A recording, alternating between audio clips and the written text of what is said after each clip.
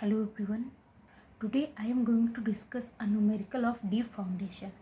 इस क्वेश्चन में हमें safe load capacity of a pile निकालनी है. सो हम पहले थोड़ी सी थ्योरी देख लेते हैं regarding load capacity of pile. So जो ultimate load capacity of any pile जो होती है क्यू यू, वो दो पार्ट्स में डिवाइड होती है, q U P plus Q F. यहाँ पे जो क्यू यू पी है वो बेस में कितना लोड लगता है वो होता है, एंड क्यू एफ जो होता है वो फ्रिक्शन लोड होता है, जो हमारी यहाँ सॉइल एंड पाइल के बीच जो फ्रिक्शन होगा वो क्या होता है, वो क्यू एफ होता है. नाउ जो क्यू यू पी होता है वो फर्दर हम उसको small Q you P A V and Q F को small Q F and A F लिख सकते हैं. यहाँ पे जो क्यू यू पी होता है that is unit point wearing resistance होता है, एंड जो ए बी होता है that is cross sectional area of pile at its base. Means base पे जो बेस का जो एरिया होगा वो ए बी होगा. And Q F unit skin friction resistance होता है, and A F is surface area of pile in contact with soil. जो सरफेस एरिया होती है ये वाली जो होती है ये क्या होगी, वो क्यू एफ होता है.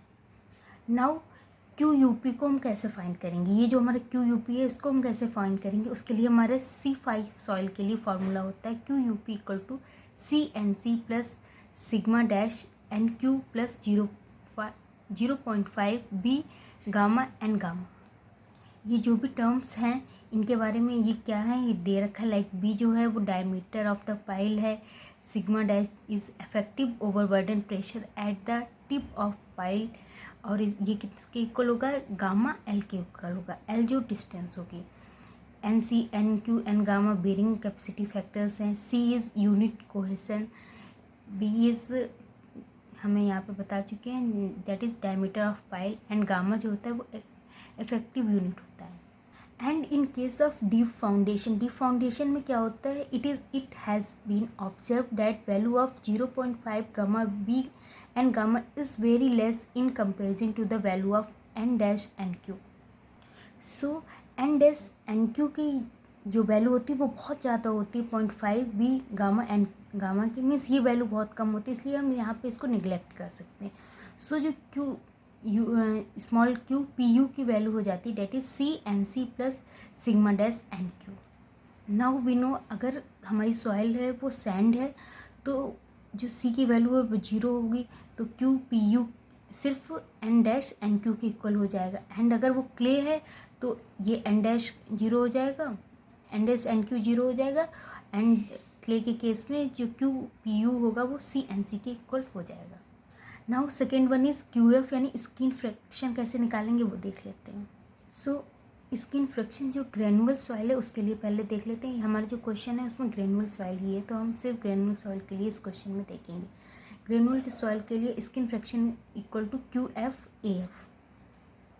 सो यहाँ पे जो हमारा ए एफ है that is surface area of pile shaft. Means ये जो पाइल है इसकी ये वाली एरिया होगी, ये कितना होगा pile D L. And Q F is frictional resistance. Now जो फ्रिक्शनल रेजिस्टेंस है उसकी वैल्यू क्या होती है, म्यू एन होती है.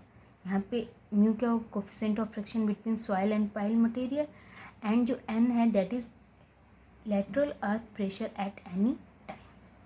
सो एन इक्वल टू के सिग्मा डैश होता है, एंड म्यू का जो फॉर्मूला होता है वो 10 डेल्टा होता है.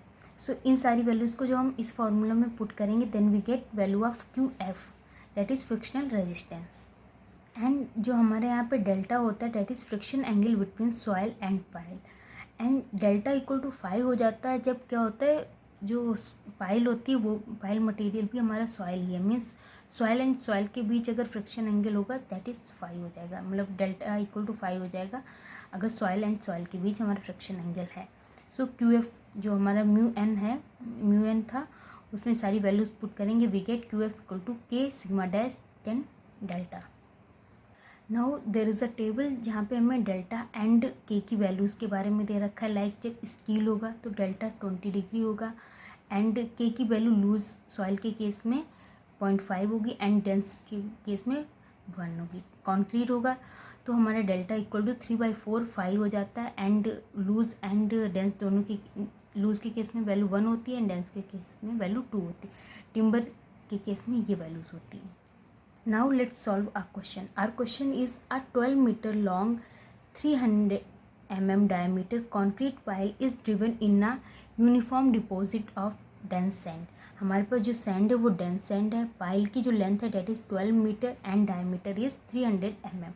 कंक्रीट की पाइल है वो हमने उसको uniform deposit of dense sand में ड्रिवन किया है। And water table is at great depth. बहुत डेप्थ पे वाटर टेबल तो उसका कोई इफेक्ट नहीं पड़ेगा। And is not likely to rise होने का कोई चांस नहीं है। The average dry unit weight of sand is 18 kilonewton per metre cube. Use NQ equal to 137। Calculate the safe load capacity of single pile with a factor of safety of 2.5 and value of 5 हमें दे रखी है 40 degree. सो हमें यहाँ पे safe load capacity निकालनी है। सबसे पहले हम अल्टीमेट लोड कैपेसिटी निकालेंगे and then factor of safety की हेल्प से सेफ लोड कैपेसिटी निकालेंगे। हम सैलो फाउंडेशन में देख चुके हैं safe load capacity and ultimate load capacity के बीच क्या रिलेशन होता है। सो सबसे पहले जो भी हमें वैल्यूज़ दे रखी वो हम लिख लेंगे, like value of L, value of D, value of gamma, NQ, factor of safety and phi. Now और हमें क्या दे रखा है, कॉन्क्रीट ड्रिवन पाइल है एंड जो पाइल है वो डेंस सैंड में, जो सैंड में दे रखी है वो डेंस दे रखी है। सो अल्टीमेट जो हमने अभी थ्योरी में देखा था कि ultimate load equal to point load and plus friction load. And point load के जो फॉर्मूला खोलेंगे then small q u p plus AV, small q u p AV and friction load जो होता है वो QF AF होता है।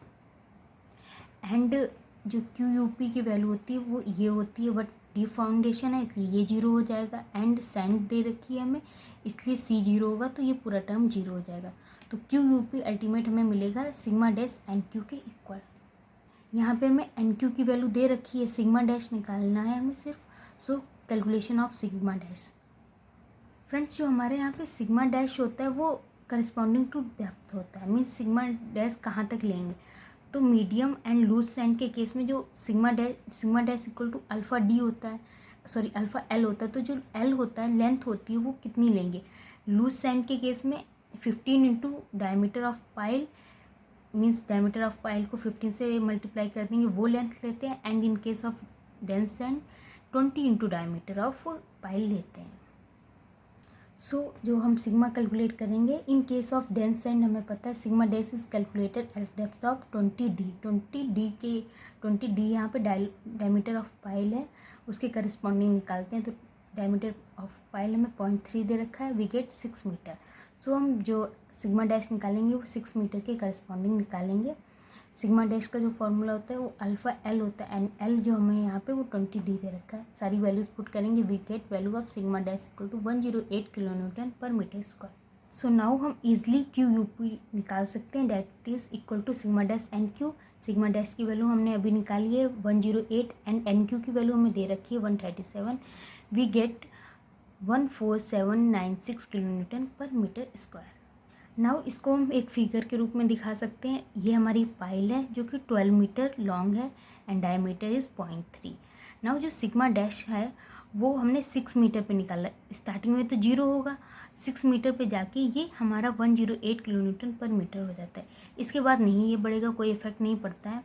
तो सिग्मा 6 मीटर के बाद जो हमारी पाइल तो 12 तक है, तो बाकी जो 6 होगा वहाँ पे जो सिग्मा डैश है वो 108 ही रहेगा। नाउ हमने QUP निकाल लिया, अब हम QF निकालेंगे।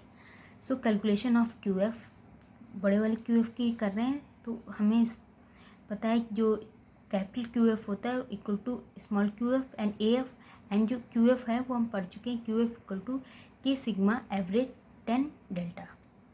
ये हम यहाँ पे देख चुके हैं। यहाँ पे जो सिग्मा है वो एवरेज लेते हैं।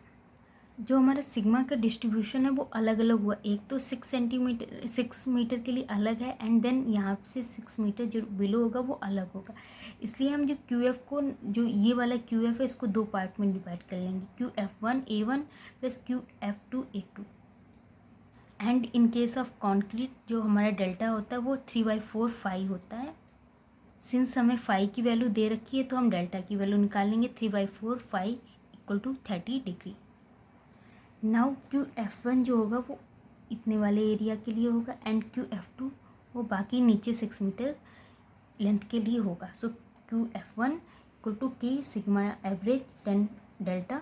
सिग्मा एवरेज क्या होगा हमारे, यहाँ पे 0 है, यहाँ पे 108 है, तो 0 + 108/2 एंड डेल्टा की वैल्यू हमने 30 निकालनी है, तो ये सिग्मा F1 हो जाएगा। एंड सिग्मा F2 क्या होगा, बस ये चेंज होगा यहाँ पे हमारा जो QF2 क्या होगा, ये बस सिर्फ सिग्मा एवरेज चेंज होगा। दैट इज़ यहाँ पे भी हमारा 108 है, यहाँ पे भी 108 है, तो 108 + 108/2। यहाँ पे जो हमारा A1 एंड A2 होगा वो इक्वल ही हो जाएगा, बिकॉज पहला 6 मीटर के लिए देन दूसरा 6 मीटर के लिए डायमीटर की वैल्यू तो सेम है, इसलिए A1 and A2 equal to πdl। यहाँ पे L की जो लेंथ होगी वो 6 होगी दोनों के लिए। नाउ QF जो हमारा है वो हम निकाल लेते हैं सारी वैल्यूज़ इस फॉर्मूले में पुट करके। QF1 A1 + QF2 A2 की वैल्यूज़ पुट करेंगे। We get capital QF equal to 1057.807 kilo Newton.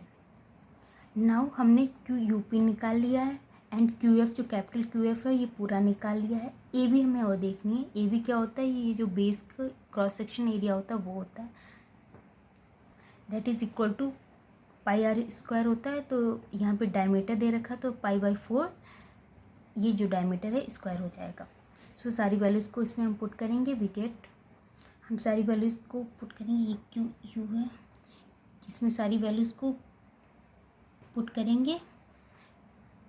QUP की वैल्यू, AB की value, AF and QF and AF की हमने एक साथ निकाली, दैट इज़ दिस वन। सारी वैल्यूज़ को पुट करेंगे। We get ultimate load capacity equal to 2103.667 kilo newton. But हमें जो क्वेश्चन में पूछा है वो सेफ लोड कैपेसिटी पूछी है, तो सेफ लोड कैपेसिटी के लिए हमें जो अल्टीमेट लोड कैपेसिटी है QU उसको फैक्टर ऑफ सेफ्टी से डिवाइड करना होगा। फैक्टर ऑफ सेफ्टी हमें 2.5 दे रखा है, सो इसको हम फैक्टर ऑफ सेफ्टी 2.5 से डिवाइड कर देंगे। We get 841.452 kilo newton. इस क्वेश्चन में हमसे सेफ लोड कैपेसिटी पूछा है वो हमने निकाल लिया है। Thank you.